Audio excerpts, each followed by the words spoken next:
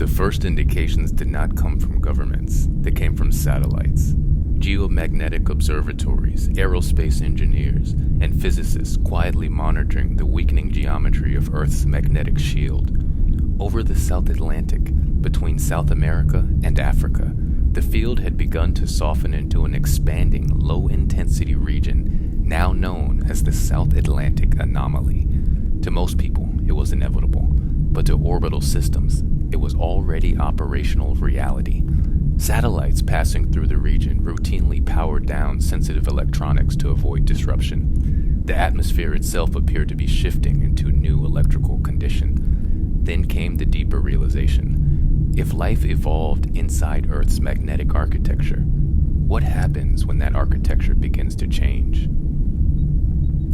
For decades, modern civilization treated sunlight as decoration rather than biological instruction. But emerging research in photobiology, circadian science, and quantum biology points towards something far more profound. Light does not merely illuminate life, it regulates it.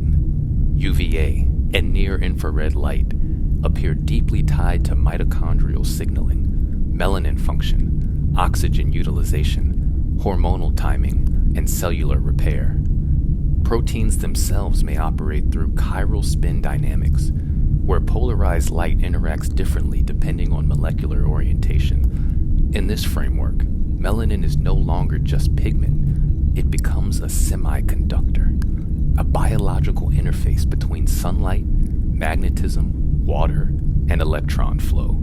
Civilization drifted indoors beneath artificial spectra while believing biology was unchanged. But perhaps biology has been responding the entire time.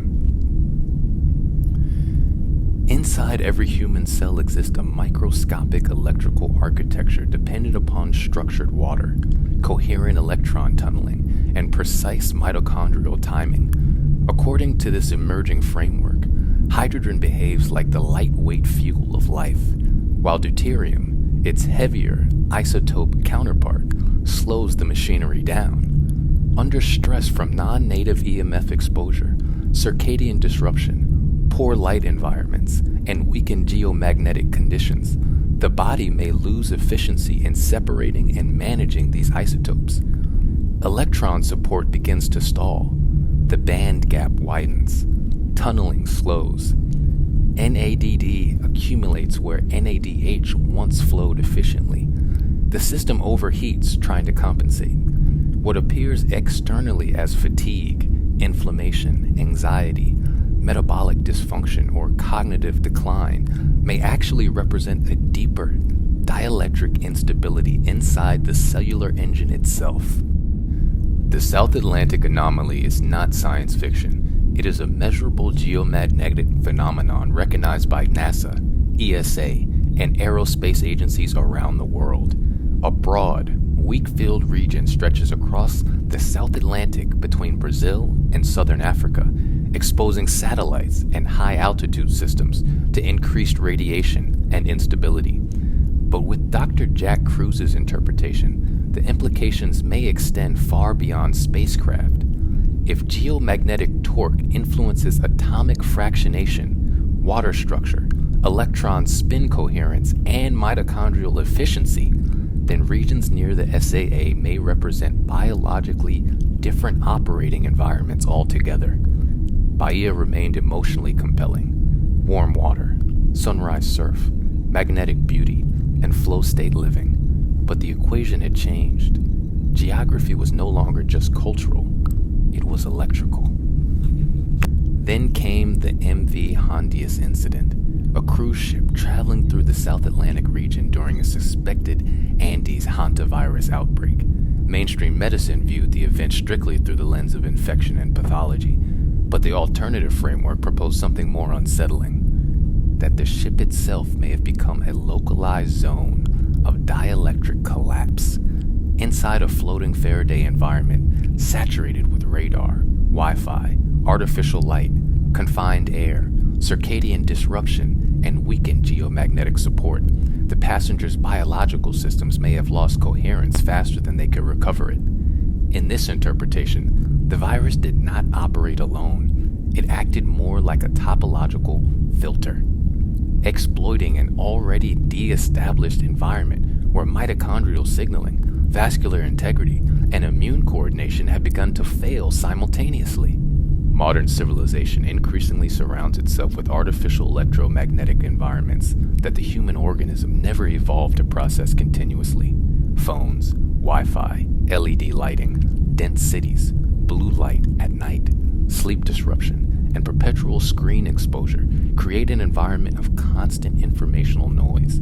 Studies already demonstrate that cell phone level RF exposure can alter glucose metabolism in the brain, while artificial blue light disrupts circadian timing, insulin signaling, and melatonin production. In this emerging framework, non-native EMF behaves less like a conventional toxin and more like a destructuring force, degrading coherent signaling within water, proteins, and mitochondria over time. Humanity engineered a civilization optimized for connectivity, productivity, and stimulation, while potentially destabilizing the very biological systems required for long-term coherence.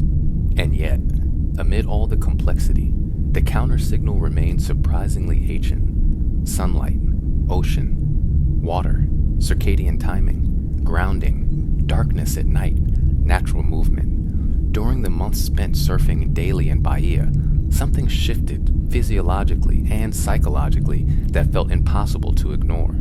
Sunrise sessions synchronized sleep naturally. Saltwater immersion quieted mental noise. Daily UVA and infrared exposure restored rhythm in ways modern productivity culture never could. The bodyboard became more than recreation. It became calibration. Flow state stopped feeling philosophical and started feeling biological. Lifestyle design was no longer merely aesthetic curation or personal branding. It became environmental engineering for human coherence. Perhaps the greatest question emerging from all of this is not whether every theory is correct in its entirety.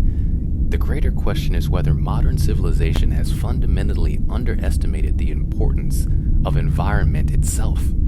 The future may belong to people who learn how to design lives, homes, cities, technologies, and biological rhythms that operate in harmony with natural systems instead of against them. A civilization built around coherent light, clean electromagnetic environments, decentralized infrastructure, regenerative architecture, natural timing, and solar-aligned biology will look radically different from the one currently being constructed. The next competitive advantage may not simply be intelligence or wealth. It may be coherence. And in the decades ahead, those who understand signal from noise may become the architects of entirely new ways of living on Earth. This is Different World BG, signing out.